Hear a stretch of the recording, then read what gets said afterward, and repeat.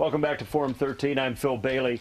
Are there ghosts among us? A new book suggests there might be a ghost sitting next to you in the theater. This is a really fun book. It is called The Ghosts of Proctor's Theater. Its author is Winifred Elsey, and she joins us. Thank you very much for joining us. It is a fun book. Yes, I had fun writing it. It's fiction, but it's based on ghosts who could haunt Proctor's Theater in Schenectady? Yes, ghosts that people claim they have seen, mostly. The vaudevillians, I just assume are there. Yeah. Because I wanted them to be there. So let's start at, we're going to talk about the fiction and some of your characters. Well, first of all, I mean, Proctor's is an old theater, right? Yes, 1926 it was built. Okay. So tell me about some of the real ghost stories. People who say they really have seen something there.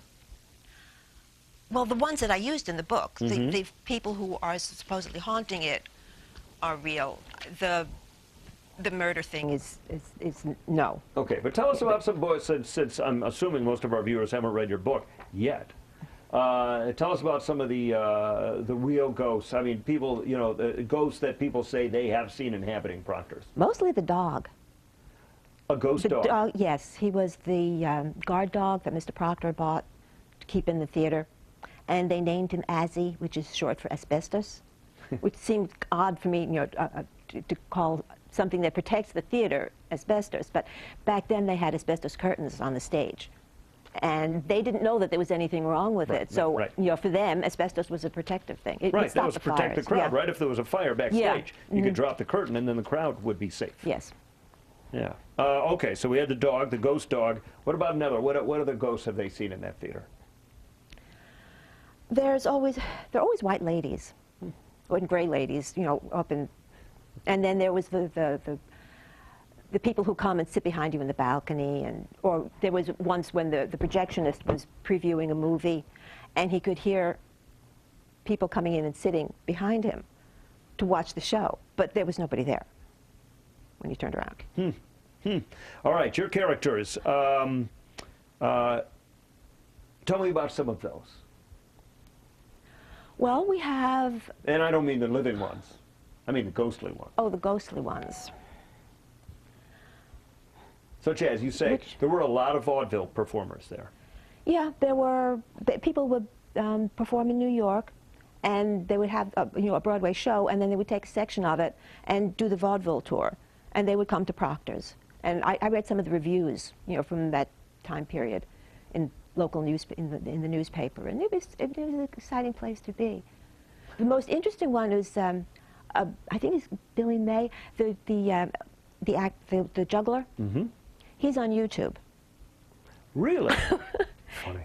And he's really good. So what era was he? It was when the newspaper clippings I had were from like 1920s to the 1930s, when the theater had been closed for a bit, and then they opened it again, and they started showing movies, but then they added the vaudeville, so that it became a combination of vaudeville and movies. But he's different from the jugglers you see now, because jugglers always looks like that what they're doing is really hard, and he made it look really easy. And he would take a ball and throw it, and it would bounce, and then he would just stand there on the stage and put his hand out, and it would come right back to him. You know, instead of going after it, he was... So you knew, you did your research, and you know he played at Proctor's.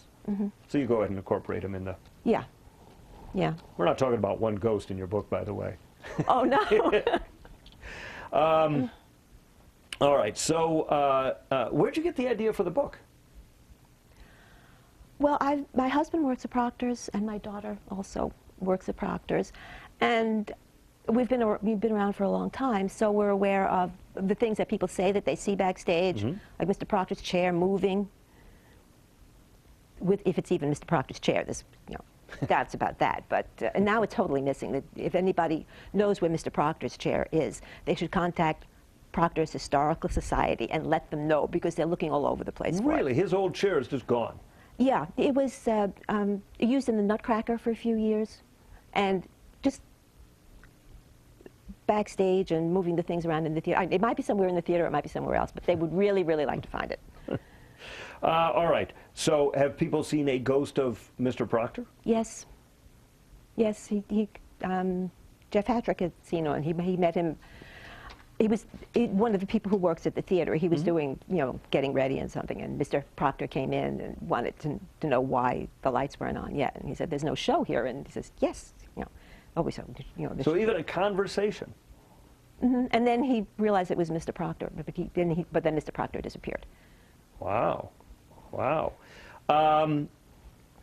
Any murders, any suicides at the theater? I mean, that people, yeah, you know, Not in that I'm real. aware of. There have been deaths in the theater, of course, but, you know, there was Ginny, one of the ghosts. Yep, in Ginny the theater. is a named character in the book, a ghost. Yes. And there was a real Ginny? Yes. Really? She was named Ginny. She was there for years and years and years, and she was a really nice person, and she didn't have much of a life outside the theater. That's pretty much it, and they found her dead in her office one day. Any gunshot? Do people actually hear gunshots at Proctor's? I don't think so. All right. But it makes for a good No. story. Other things we find in your book. Do people really hear, do they hear footsteps? Do they hear giggles? Water running? Yeah, water running. There's a lot in where the old dressing rooms were. Not so much now because they remodeled it and those are gone, so those ghosts got evicted. But yeah, a lot of people would hear laughter and voices and water running, and then they would go back there because it wasn't supposed to be anybody there, and nobody was there, and the floor would have dust on it because it hadn't been cleaned in a long time, and there were no footprints on it. And that is one of the features in your book. You do talk about Proctor's today, but also Proctor's how it used to be and what it used to look like and where these things were that aren't there anymore. Yeah, yeah. Yeah, that makes it fun too. Now you've worked on another book too, right? You have another book out? Is that right? I have a few out, yeah. Do you? Yeah. What do you got? Well, I published Egg just around the same time I published this one. And that one that's set out in California, Big Sur.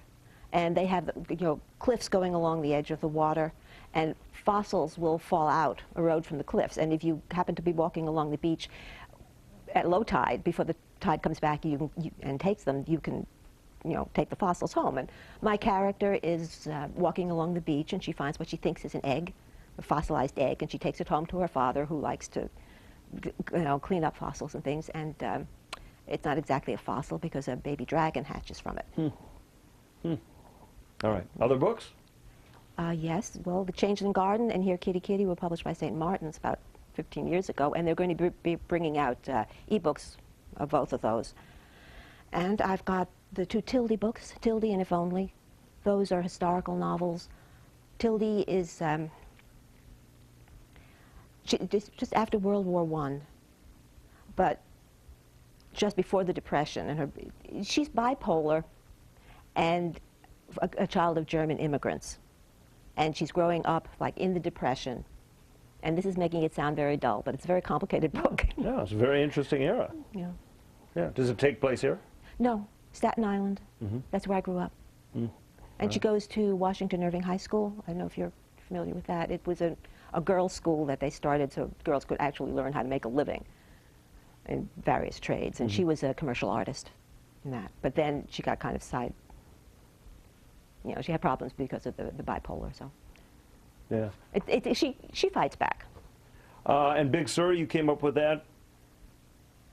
Oh, I was out in California and was reading the newspaper earlier in the morning because I was on New York time and everybody else was still asleep. But yeah, I was reading about the articles about the fossils that they would find there, and I thought it was interesting, but not enough to get a story out of, until I thought of the dragon. Yeah. And then it came alive. The Borgia Prince, that's a book you've written? Yes, that's a murder mystery set in Proctor's Theater. Oh, And, really? Yeah. Della, one of the ghosts in here, is the murder victim. Really? Yeah, no, she wasn't really, but from the first book she was. Yeah. It's kind of a hostile character in here. Oh, yeah, but at least she's dead now. She's... So she's not our problem anymore. Yeah. All right. Where can viewers find all of your books? Proctor's Gift Center, and also The Open Door. All right. All right. Very good. Some of them are available online. You can go to Amazon and get them. Yeah. Have you ever seen any ghosts in Proctor's? No, not me. Wouldn't it be fun to, though? Depends on the ghost. I guess so. I guess so. I'd want a friendly ghost. All right, Winifred Elsie, thanks very much for joining us, the author of The Ghosts of Proctor's Theater. And thank you for joining us here on Forum 13. I'm Phil Bailey, and we will see you next week.